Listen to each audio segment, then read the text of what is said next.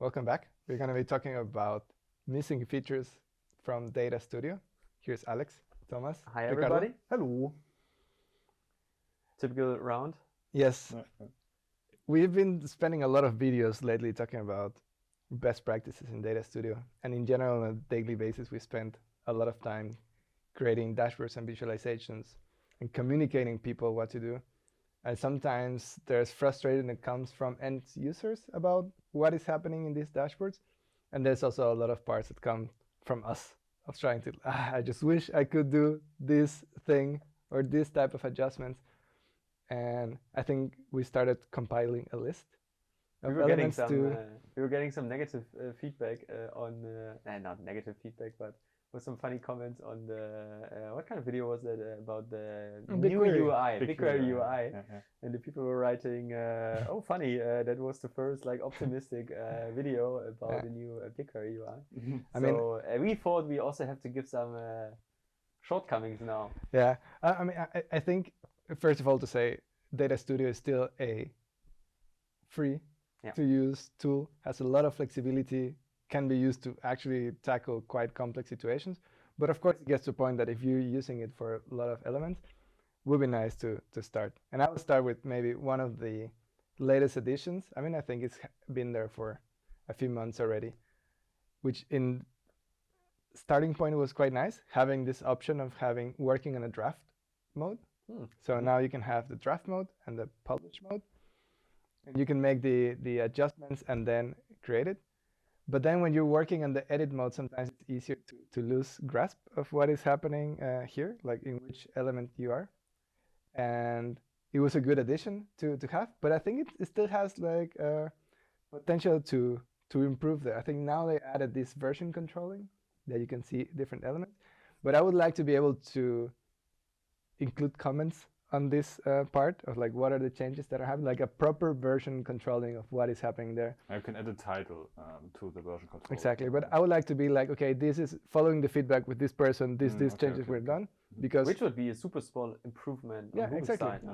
But it's something that, I mean, on a real life use, you're talking to the person, you receive the feedback, and yes, you take the notes and implement the adjustments, but then after a couple of rounds, then a person asks, I would like to have this change. And only because if you're the same person who's been working with this, you're like, yeah, but you asked for this change in the first place, and now we're reverting Look back. here, it's in the comments. Exactly. If it was version controlling, like we could have like an easier way to do that. But that's like a small element. In general, I think it shows that Google is making this adjustment, because what happened before? Like I needed to create a duplicate of the page that is hide it, work in it, and then replace it to what was happening. Because if I had already handed over a dashboard to someone and I still was creating not a section, a new version, or even a small adjustment, and it was always the pressure, like while you're changing, maybe people are using it and they see that you're moving stuff, and now at least you can deactivate. And I think in general that's a very good, nice improvement. One thing, so two things due to the version controlling. So one thing we already discussed in one other video, I think in the most important features of 2021, is that the version controlling is just inside Data Studio. So it would be good, for example, to have it in GitHub or in different other things you can export there, that you also see it there, also to use it then in API or something. And one thing what I sometimes recognize is the version controlling. You say, okay, I want to name this change ABC, whatever, and then you want to publish it. It could be that it already created a new version out of it, and that you have then one unnamed thing and the named thing, but you literally nothing changed. But I don't know why it's creating a new one. I don't know, whatever.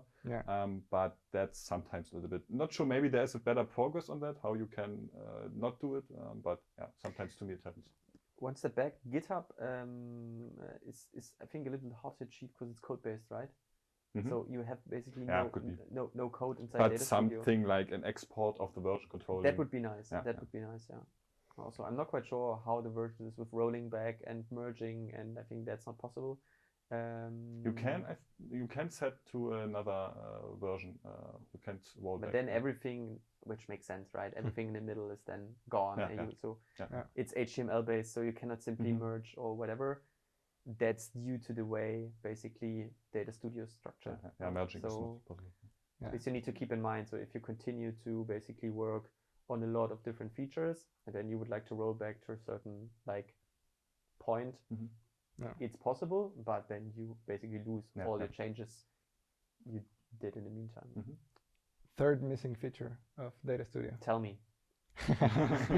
Like I think one that I find when making adjustments to dashboard is that, and it's also a change that they made recently, is that now it's possible within edit mode to interact with the dashboard itself, with the items. And I think in general it was something that maybe a bit naively or without thinking too deeply we were talking that I would be good to have this because then you don't need to go to view mode, click the filter and see. But now it's always on, and I think I find myself frustrated, like I just want to click on this to move it, but then you click it and the drop down menu comes down and stuff, and I don't think it would be open Pandora's box. It's really I would like to switch, like with the possibility with the edit mode and the polish mode, you select to activate it. I would like to activate it, no? Like, okay, when I'm working on this dashboard to structure stuff and everything, I turn it off so I can move the elements freely.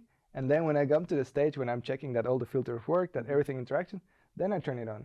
But besides that, I don't have a use case that I wanted usually. Usually I just like moving elements around, and it's an extra click every time I'm moving something. Especially this filter thing. So if you would like to change moving, and then always it open the drop down. Change the size. Yeah. That's unhandy, I would say. Good one, Alex. Complaining on a high level, but it sucks. It's a small one, but Alex. I already see, because we have one little agenda at least, and I see, for example, that we have still real-time updates in our agenda, but due to a big change in Data Studio, it is at least more possible, near real-time, you could say. So if you connect Data Studio to a BigQuery table, which is, I think, one of the best connections or the best connections, then you can now also update every minute the data. For sure, then you have more costs and so on, so you have to consider. But with that way, you can have near real-time analysis. Super like up-to-date information. It was coming out beginning of last week. I think already a little bit, 2 weeks maybe. With this video comes out maybe. That's It's coming out 5 months ago. No kidding. No, but it was good. I think it was a nice change, and hopefully, I mean, we can look back at this video in 1 year and see that many of these have been checked and they're now available in Data Studio. But really do the math here, right? If you say, okay, every minute update in Data Studio, activated every 5 minutes, do nothing with the dashboards, look in your basically project or personal queries in BigQuery, how much cost one query every 5 minutes basically created, and then do the math yourself, right? Say, okay, 24 hours times 60 minutes times 60 minutes, and then you have basically the cost per day times 30 days, and then you know exactly what kind of costs you're coming till the end of the month. Because sometimes it can surprise you, I would say, depending on the preparation of your data. Yeah? If you work really with raw information, then it could get quite big if you didn't take care of partitioning your data. So keep that in mind when you go for that option. But that's talking about history, personal history, query history, and project history. That was a recent change. So at least for me, it was recent. I saw it some days ago that the history is not in the footer part anymore. You mean now BigQuery? In BigQuery, okay, good. Yeah, we have to say that in BigQuery, but it's in the above basically your data sets. So it looks like one data set basically, the history. So for everyone who's searching, as me, as I was, it's on the left part now. That's good. I think going back on the setup of dashboards, and a good element that we've done, I mean, as an agency, we often set the dashboards for other companies. And one struggle that we find that is sometimes a bit frustrating when you figure it out at the end of the process is that you cannot transfer ownership of a dashboard between different domains. And that's a mistake that you only make once, because after you've done it, you're really careful about this element. So when you create a dashboard, I understand the reasoning behind it for any type of security reasons or for protection of what is created. But the possibility of transfer, like, okay, I created this dashboard as an agency and I want to transfer the ownership to my client. So then this client has rightfully the ownership of the dashboard and what is managed there. Then this is not possible. If I create a dashboard, I can transfer the ownership to Thomas or transfer it to Alex, and we can do it unlimited number of times. But then if I'm working to create a dashboard for a gin manufacturing company, I want to transfer it to them, then that is not possible, for example. And we would like to give everything to the gin manufacturing people. Definitely, yes. I think you talked about like policies, like privacy policies and so on. I think it's a good point that you cannot simply transfer to another domain, Anybody, but yeah. You can select it the same way that you do it for spreadsheets. So for spreadsheets, you also have in the admin section, you have the possibility to say, okay, am I able to share or transfer outside of my organization? You can say no or yes. And the same thing would be nice to Data Studio. Hopefully that doesn't work because I never checked it like that, but I know that community is complaining about that. Yeah. Yeah, that would be super nice because like if you are basically creating for someone else dashboards, then you always need to ask them, can you create a dashboard for me and the data source, and then basically give me edit rights to that. And normally when you work as an agency for other companies, they don't know how to do it. Otherwise they would not hire you, obviously. So that's like always with Google Meet, screen share, and so on, which is there's no real other way of doing it except of making shared accounts, which is not allowed based on like privacy policy. So that's a real big. How many times have you created a dashboard and then realized that you made it? I think we realized it one time with one customer, and that was because, to be honest, some customers are also not really aware of that and then didn't complain about it. But then we have 1 or 2 times customer, and they're completely right, who said, we want the owner of the dashboard, and then we tried it, and then we saw, oh, okay, good point. Good point. Not possible. Give me 3 hours to copy everything again. But now, I mean, it's not that hard to basically, but the URL will change, right? You need to know that. But of course, if you're experiencing that problem or if you have that problem, then share it to the organization with edit rights. They need to duplicate the dashboard, including duplicated the data sources, and that's also quite important. And then it's working. But also for that, they need to know what they do, right? And this is exactly what you would like to achieve, that you taking care of the stuff, you give them the URL, and they basically are the owner and the user. Both worlds need to be basically taken care of. You were talking now about the data sources, and I think one key missing feature here is also connected to what happens with data sources, especially when you're building complex dashboard. If you have a dashboard that is more than 1 page or has more than 10 elements included there, which is filters counts as one element. When you're trying to see which of these elements is connected to which data source, it quickly becomes very chaotic. Now you go to your list of data sources and you see like, all right, I have 7 data sources. Each one of them has 11 elements connected. I need to replace one of them. Which charts or which filters are for each one? It's like, you need to click on each of them and see what is happening. And then the name doesn't show completely. So I need to go and hover over, wait until it shows the full name. There needs to be an easier way to manage that. A list of like, okay, these are all my data sources with all the elements that are connected, or a better way to visualize a small label at the top of each layer in the edit mode, for example, would also be nice. Or at least the pages for every page, how much charts.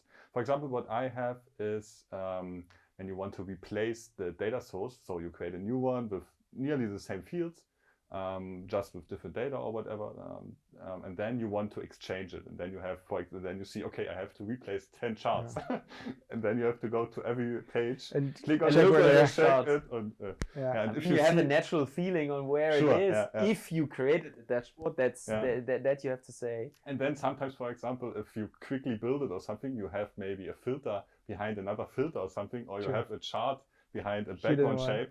And then or a filter outside of your view, which is also freaking me out sometimes. And then you have still one chart missing in your thing, and you have 9 charts already in the new data source, and you search minutes to find it. Then you say sometimes, okay, I delete now the old one and check where is the missing field. It can lead to a large amount of frustration and waste of time, I believe. It's by the way, filters outside of the view is a pro tip, right?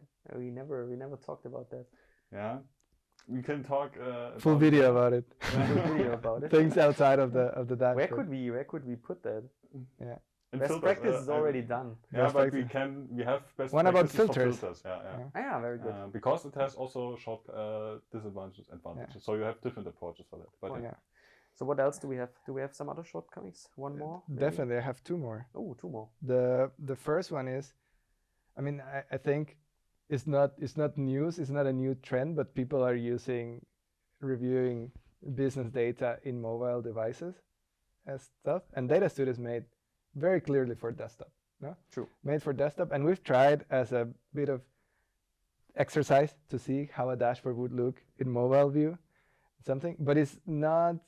The flexibility is still not there yet. What we did and created, we just made a new page, rearranged the elements around it, and added buttons to each of them. One to go to the mobile view and one to go to the desktop view.